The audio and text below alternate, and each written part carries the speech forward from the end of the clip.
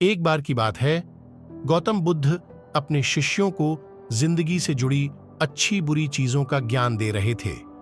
सभी शिष्य उनकी बातों को बहुत ध्यान से सुन रहे थे। उन सभी में एक शिष्य ऐसा था जिसे प्रश्न पूछने की बहुत आदत थी। वो उठकर गौतम बुद्ध के पास गया और उनसे बोला, आप हमें जिंदगी के बारे में जो कुछ सिखा रहे हैं उस सब का क्या फायदा, क्योंकि हम में से बहुत से बच्चों को यह भी नहीं पता कि हमारे जीवन का मूल्य क्या है और ये जीवन हमारे लिए कितना कीमती है। पहले आप हमें यह बताइए कि इस जीवन का मूल्य क्या है। अपने शिष्य की बात सुनकर गौतम बुद्ध अपने कक्ष में गए और एक चमकता हुआ पत्थर का टुकड़ा लेकर आए।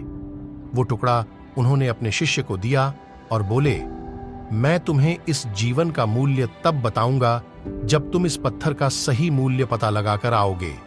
साथ ही ये ध्यान रखना कि तुम्हें ये पत्थर का टुकड़ा किसी को बेचना नहीं है। गौतम बुद्ध की बात मानकर वो शिष्य बाजार की तरफ चला गया। बाजार में सबसे पहले उसकी नजर एक फल बेचने वाले पर पड़ी और उसने वो पत्थर उस फल वाले को दिखाया और बोला, इस पत्थर के बदले आप मुझे कितने फल दे सकते हो? फल वाला बोला, ये पत्थर कुछ खास तो नहीं है, लेकिन फिर भी इसके बदले में तुम्हें 10 केले दे सकता हूं। वो शिष्य उस पत्थर को लेकर आगे चला गया। फिर उसे एक सब्जी वाला मिला। शिष्य ने उस सब्जी वाले से उस पत्थर की कीमत पूछी। सब्जी वाले ने उस पत्थर को ध्यान से देखा और बोला, इस पत्थर की कीमत के बदले में तुम्हें ज्यादा से ज्यादा एक बोरी भरकर सब्जियां दे सकता हूं। इसके बाद वो शिष्य उस पत्थर को लेकर एक सोने के व्यापारी के पास गया। उस पत्थर को देखते ही हीरों के व्यापारी ने एक साफ कपड़ा बिछाया, उस पत्थर को उसके ऊपर रखा, फिर उसकी परिक्रमा की और हाथ जोड़कर उस पत्थर को कपड़े में लपेटते हुए वो बोला, तुम जिसे मामूली पत्थर समझकर उसकी कीमत पूछ रहे हो, असल में ये एक बेशकीमती रूबी है। ऐसा रूबी हर किसी को नहीं मिलता। मैं अगर अपना सब कुछ बेच भी दूं तो भी इसकी कीमत नहीं चुका सकता। उस व्यापारी की बातें सुनकर वो शिष्य हैरान हो गया।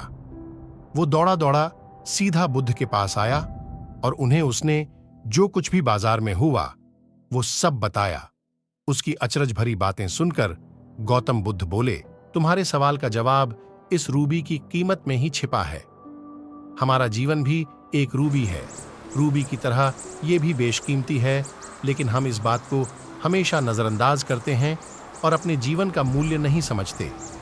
हम दूसरों को देखकर और उनके जैसा जीवन जीने की कोशिश में अपने जीवन की कीमत को कम कर देते हैं।